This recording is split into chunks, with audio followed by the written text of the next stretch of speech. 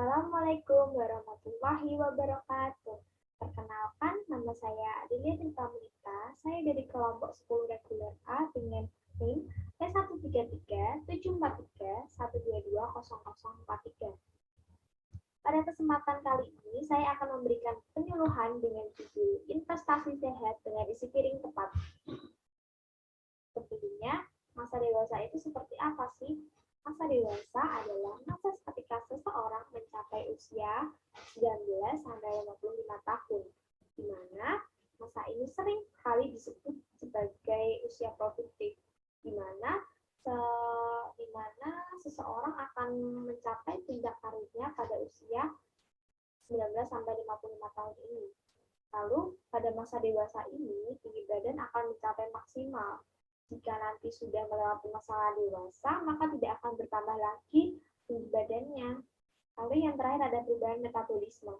Pada masa dewasa ini, perubahan metabolisme bergantung pada kenaikan berat badan.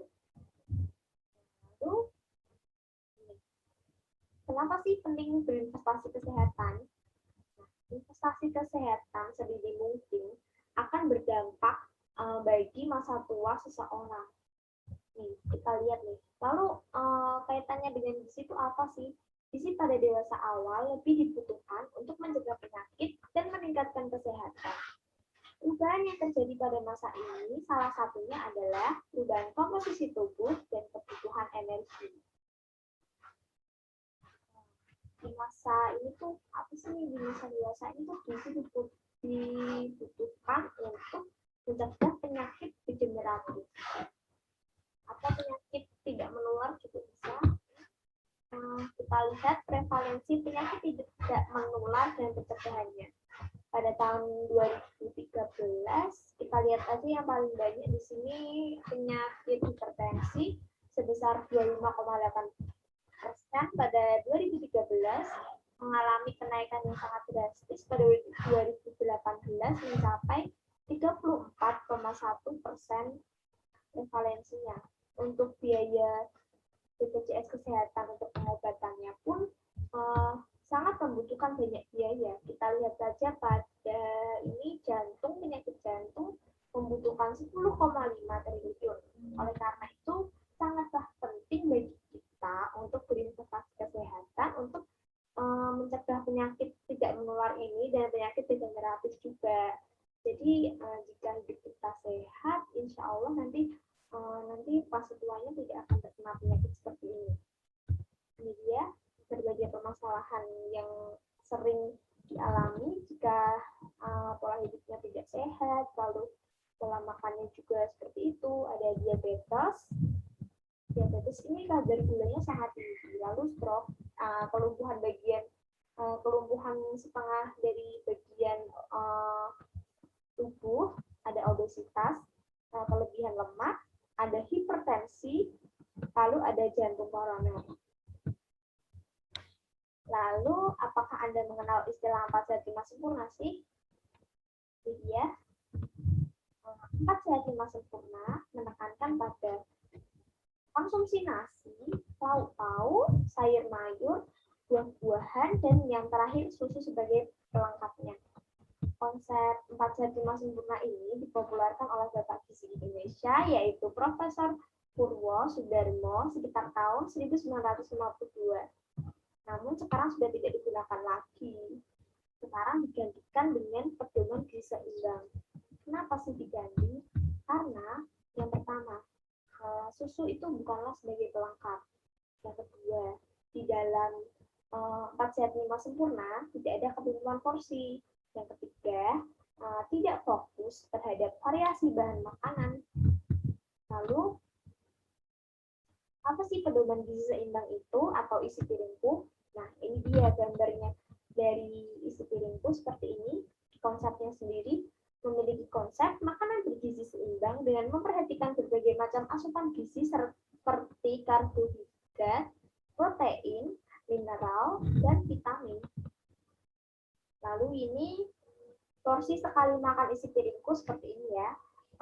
Di bawah ada makanan pokok, 2/3 porsi dari setengah piring yaitu makanan pokok. Makanan pokok itu seperti nasi,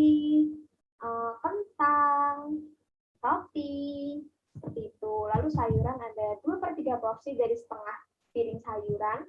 Sayuran juga ada banyak sekali, ada kangkung, bayam, kale, apa lagi ya? Masih banyak lagi lah pokoknya. Terus ini ada buah-buahan, yaitu 1/3 porsi dari setengah piring.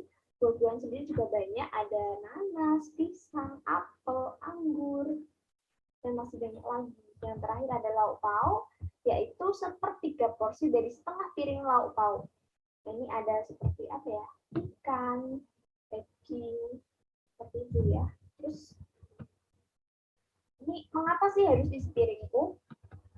Nah, seperti yang dikatakan Dr. Eni Gustina, peningkatan angka penyakit tidak menular karena kan banyak penduduk Indonesia lebih banyak yang mengkonsumsi makanan instan, kurang mengkonsumsi sayur, dan kurang melakukan aktivitas fisik. Seharusnya ini aktivitas fisik ini dapat dilakukan 30 menit dalam sehari dan dilakukan 3-5 dalam seminggu. Lalu, sebagai solusi dari masalah ini, Kemenkes RI menggalakkan program Germas, yaitu Gerakan Masyarakat Hidup Sehat. Untuk mendukung suksesnya Germas, Kemenkes RI membuat formula baru, yaitu isi piringku, yang ini tadi. Isi piringku ini. Gerakan Masyarakat Hidup Sehat sendiri berfokus pada 3 hal, yaitu aktivitas fisik, konsumsi buah dan sayuran, dan cek kesehatan rutin. Lalu, mengapa saat ini lebih utama isi piringku daripada 4 sehat 5 sempurna? Yang pertama ada penekanan pesan. Ini ya, penekanan pesan. Seperti kita ketahui, konsep 4 sehat 5 sempurna menekankan pada konsumsi nasi, lauk pauk, sayur, buah, dan susu sebagai pelengkapnya. Sementara konsep gizi seimbang sendiri dinilai sebagai susunan makanan sehari-hari yang mengandung zat-zat gizi dalam jenis dan jumlah yang sesuai bagi tubuh kita. Nah, selain itu, PGS sendiri memperhatikan 4 prinsip, yaitu membiasakan makan makanan yang bervariasi, menjaga pola hidup bersih, pentingnya hidup aktif dan olahraga, dan yang terakhir memantau berat badan. Lalu, susu bukan penyempurna. Nah, ini dia. Susu bukan penyempurna. Di dalam 4 sehat 5 sempurna dikatakan bahwa susu adalah penyempurna gitu kan. Tapi kalau di pedoman gizi seimbang ini, susu itu dapat digantikan dengan zat gizi yang nilainya sama dengan susu gitu. Jadi kayak nggak harus gimana ya, nggak, susu itu bukan pelengkap gitu loh. Jadi itu bisa diganti dengan bahan makanan lain yang nilai gizinya sama gitu. Lalu ada pemorsian. Jadi di 4 sehat 5 sempurna itu tidak ada pemorsian. Kan cuma dikasih tahu apa tuh kita harus makan nasi, lauk pauk, nasi, lauk pauk, sayur mayur, buah-buahan, tanpa diketahui, tanpa seberapa sih kita harus makan. Tapi dalam PGS sendiri sudah ada pemorsiannya. Pemorsiannya sendiri yang ini tadi. Nah, ini ada lauk pauk segini, terus ini buah-buahan 1/3 porsi, lauk pauk 1/3 porsi, makanan pokok 2/3 porsi, sayuran 2/3 porsi. Ya, terus yang terakhir ada pentingnya konsumsi air putih. Nah, kan kalau di dalam 4 sehat 5 sempurna sendiri tidak ada kita disuruh minum air putih gitu kan. Tapi kalau di pedoman gizi seimbang sendiri sudah diberikan pedoman bahwa kita itu harus minum air setidaknya 8 gelas sehari gitu kan. Nah, pentingnya konsumsi air putih. Itulah yang membedakan pedoman gizi seimbang dengan 4 sehat 5 sempurna. Jadi mengapa kita harus menerapkan dan mengganti 4 sehat 5 sempurna itu karena hal-hal ini ya tadi. Lalu, seberapa kalian tahu sih tentang PGS? Nah, ini dia. Klasifikasi bahan makanannya. Yang pertama ada makanan pokok, bahan makanan sumber karbohidrat yang menjadi sumber energi bagi tubuh. Contohnya ada beras, gandum, sagu, dan lain-lain. Lalu ada lauk pauk, yaitu bahan makanan sumber protein baik nabati maupun hewani, berfungsi untuk membangun dan memperbaiki jaringan pada tubuh. Contohnya ada protein nabati itu ada tahu tempe, kacang, lalu ada protein hewani yaitu telur, ikan, daging. Lalu ada buah-buahan. Buah-buahan sendiri adalah bahan makanan untuk sumber serat, vitamin, mineral, makronutrien, dan juga sebagai antioksidan bagi tubuh. Contoh dari buah-buahan sendiri ada banyak sekali. Contohnya ada jeruk, apel, pepaya, melon, dan lain-lain. Lalu yang terakhir ada sayuran. Ini sebagai sumber vitamin dan mineral untuk mencegah gangguan pencernaan karena menjadi salah satu sumber serat terbaik. Contohnya ada bayam, kangkung, wortel, tomat, dan masih banyak lagi. Nah, selanjutnya kebutuhan gizi seimbang pada dewasa itu seberapa sih? Yang pertama, energi. Kebutuhan energi seseorang dengan orang lainnya itu berbeda. Kebutuhan energi pada usia dewasa menurun sesuai dengan bertambahnya usia. Ini disebabkan menurunnya metabolisme basal dan berkurangnya aktivitas fisik. Kebutuhan asupan energi akan menyebabkan kenaikan berat badan. Nah, anjuran yang ditetapkan pemerintah itu untuk kebutuhan energi ada pada angka kecukupan gizi yaitu AKG. Keluaran terbarunya yaitu ada pada tahun 2019. Lalu yang kedua,